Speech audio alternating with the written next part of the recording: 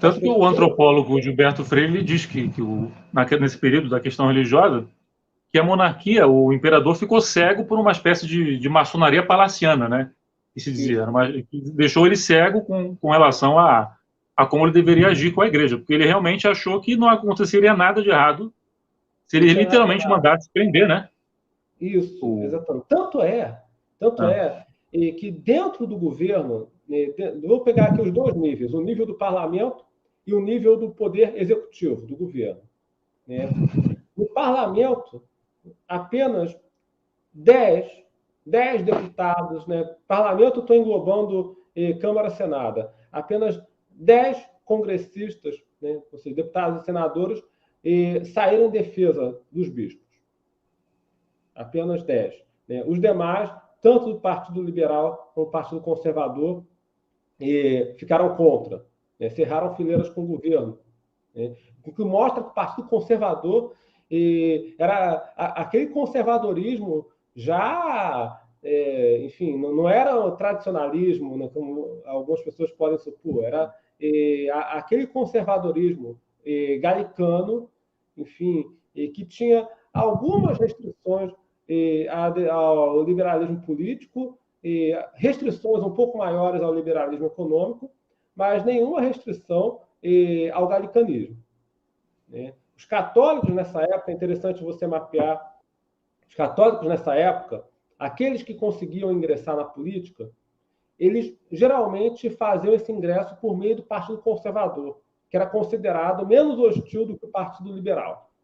Então, eles entravam ali pelo Partido Conservador e formavam ali a fração ultramontana.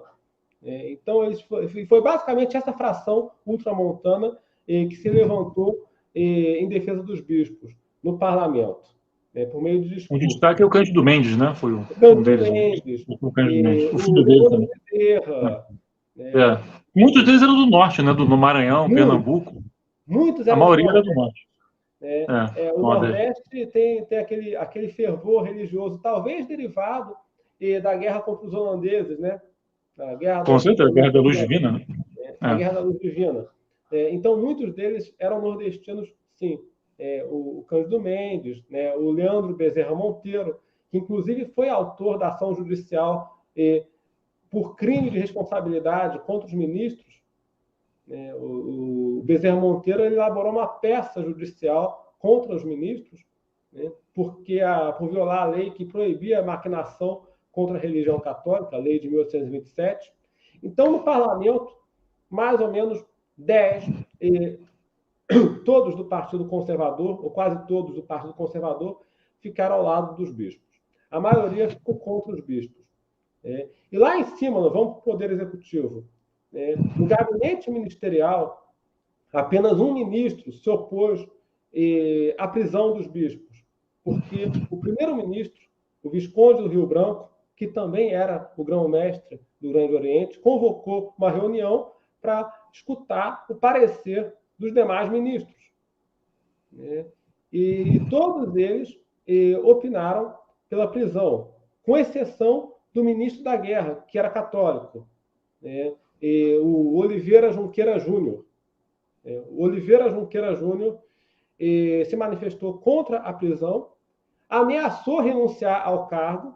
Isso está registrado num bilhete que o Visconde do Rio Branco mandou para o imperador no dia seguinte à reunião.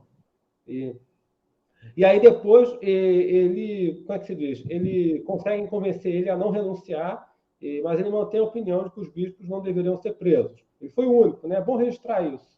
Né? Registro isso também porque o Oliveira Junqueira Júnior, um pouquinho depois da questão religiosa, apresentou o anteprojeto do decreto que instituiu o Serviço de Assistência Religiosa das Forças Armadas, né? Que vem acompanhado de uma exposição de motivos muito interessantes. Então, é uma figura que merece uma certa atenção.